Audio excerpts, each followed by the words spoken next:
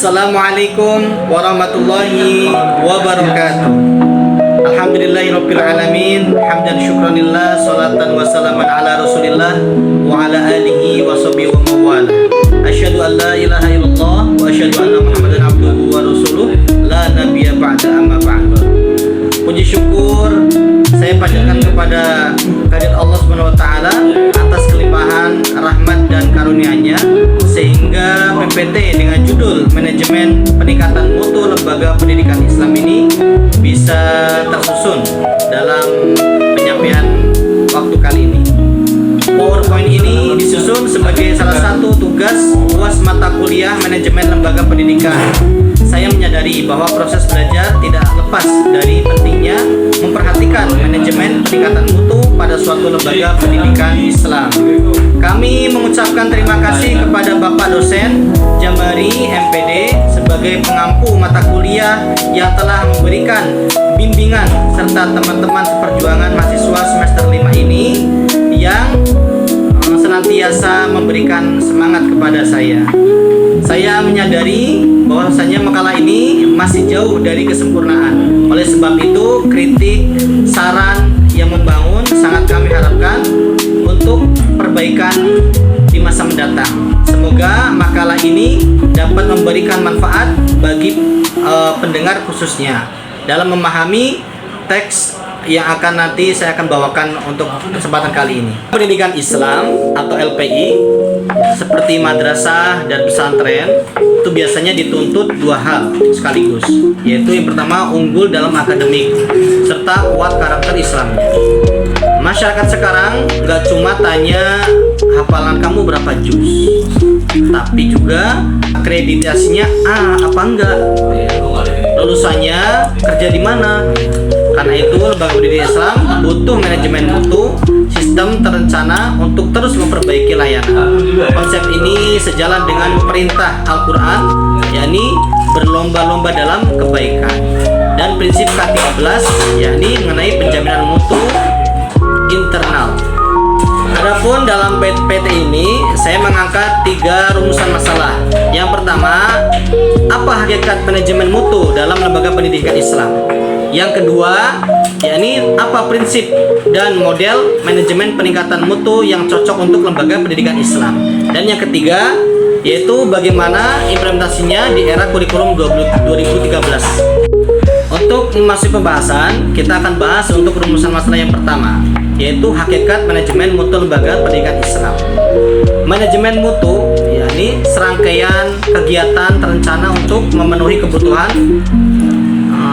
stakeholder, siswa, wali murid, masyarakat, dan kemenang secara Islam. Ini turunan dari konsep itqan, yakni bekerja dengan profesional atau sempurna. Nabi Muhammad SAW bersabda, sesungguhnya Allah mencintai jika salah satu kalian bekerja, ia melakukannya dengan itqan atau sungguh-sungguh. Bedanya lembaga pendidikan Islam dan sekolah umum, yaitu lembaga pendidikan Islam punya mutu ganda. Yaitu apa aja mutu gandanya? Yang pertama, mutu secara akademik, yaitu nilai kelulusan dan ranking. Kedua, yaitu mutu ruhiyah, yaitu berupa akhlak, ibadah, dan mencintai Al-Quran. Kalau cuma kejar nilai tapi lulusannya akhlaknya rusak atau gagal, maka mutu dalam lembaga pendidikan Islam ini dikatakan gagal. Baik, saya akan memasuki untuk rumusan masalah yang kedua, yaitu prinsip dan model manajemen mutu dalam lembaga pendidikan Islam. Untuk prinsip ini tertera dalam aturan pemerintah, yaitu dalam ISO nomor 9000, yang mana ada 8 prinsip di sini yang akan saya paparkan.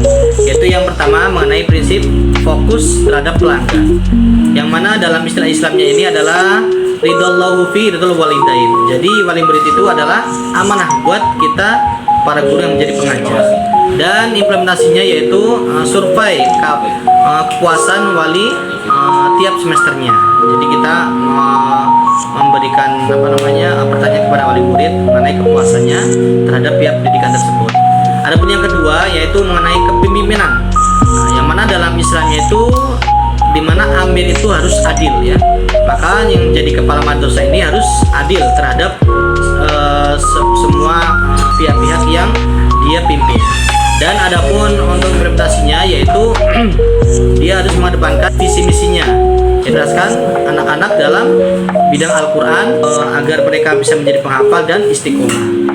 Adapun prinsip yang ketiga yaitu keterlibatan orang tua. Nah, untuk orang tua sendiri, untuk guru dan karyawan ini sifatnya adalah fardu kifayah. Adapun implementasinya yaitu guru harus ikut menyusun aturan atau SOP, bukan hanya disuruh-suruh saja. Adapun yang keempat yaitu pendekatan secara proses. Dalam Islamnya semua kerja harus pakai aturan atau SOP, tidak asal-asalan saja. Dan implementasinya yaitu SOP atau penerimaan siswa ini harus tertulis. Model yang paling cocok dalam lembaga pendidikan Islam yaitu kita rangkum dalam PDCA plus Maqasid Syariah.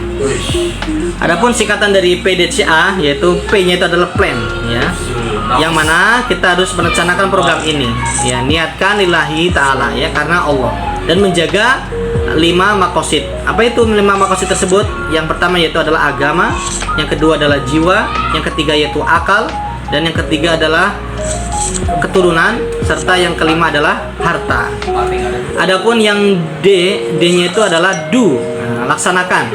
Maka guru harus melaksanakan pengajarannya yaitu memakai RPP K13 dan disertakan dengan sisip nilai-nilai Islam. Adapun C-nya itu adalah cek. Cek ini adalah evaluasi.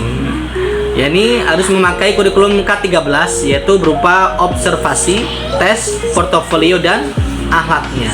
Adapun A-nya yang terakhir yaitu ACT atau tindak lanjut. Yaitu tindak lanjut ini harus yang bagus ya, harus yang bagus dan dipertahankan. Yang jelek harus diperbaiki. Nah, inilah namanya adalah musabah organisasi. Nah, itu adalah model yang paling cocok untuk lembaga pendidikan Islam. Baik, kita akan memasuki untuk rumusan masalah yang ketiga yaitu berupa implementasi manajemen mutu di era K13. K13 menuntut 3 ranah, HOTS serta LPI bisa diterapkan lewat penjaminan mutu internasional PMI. Adapun 3 HOT tersebut yaitu pertama yaitu standar isi plus proses. Berupa apa? Yaitu berupa RPP, wajib ada doanya, terus ada adab, ada kisah teladan Nabi, yaitu di tiap kadinya. Ini adalah mutu ruhiyahnya. Adapun untuk 3 ranah tersebut ada lagi yang kedua yaitu standar penilaian. Yaitu apa? Yaitu selain ujian ada rapot akhlak. Wali murid dapat melaporkan ananda sholatnya tepat waktu 80%. Ini penilaian autentik. Adapun untuk ranah yang ketiganya yaitu standar SDM, sumber daya manusianya, yaitu guru lembaga pendidikan Islam wajib yaitu mempunyai 2 sertifikat, sertifikat pendidik serta sertifikat tahsin atau tahfiz untuk minimal. Karena guru lembaga pendidikan Islam yaitu adalah murabi, bukan sekadar hanya pengajar. Dan 4 standar sarana. Ini dalam bentuk label bahasa Arab di tiap ruangan, yaitu maktabah, perpustakaan, masjid, dan musola. Pun kendala umum dalam lembaga pendidikan Islam yaitu biasanya adalah dananya terbatas. Sumber daya manusianya belum mempunyai gelar S2. Terus budayanya yaitu seperti pesantren, yaitu nggak butuh akreditasi. Solusinya yaitu memulai dari mutu yang kecil, yaitu menjaga kedisiplinan, masuk kelas tepat pada waktunya. Karena mutu besar lahir dari kebiasaan kecil. Baik kan, kita akan memasuki kepada kesimpulan, yaitu ada 3. Yang pertama, manajemen mutu lembaga pendidikan Islam, yaitu adalah upaya sistem untuk mencapai itqon ya, dunia akhirat, bukan sekedar kerja akreditasi A saja. Yang kedua yaitu prinsip ISO yang diterapkan Kemendikbud, yaitu ISO 9000 disertakan dengan maqasid syariah ya, kombinasi paling akurat, dunia dapat, akhirat pun selamat. Yang ketiga yaitu K13 sudah disediakan kerangkanya, dan tugas lembaga pendidikan Islam ini yaitu dengan mengisi kerangka itu dengan ruh Islam. Adapun sarannya untuk kepala madrasah, ya, jadikan mutu budaya bukan proyek 5 tahunan, ya. Adapun saran yang kedua yaitu untuk gurunya, yaitu setiap pengajar harus diniatkan dalam rangka ibadah kepada Allah Subhanahu wa taala, dan dia harus mengevaluasi diri sesudah itqan itu apabila belum terpenuhi. Dan yang ketiga yaitu untuk Kemenak sendiri, yaitu beri insentif lembaga pendidikan Islam yang punya program mutu ruhiyah, bukan cuma nilai UN tertinggi saja. Demikian makalah yang bisa saya paparkan. Adapun kurang lebihnya saya mohon maaf yang sebesar-besarnya. Billahi taufiq wal hidayah. Assalamualaikum warahmatullahi wabarakatuh.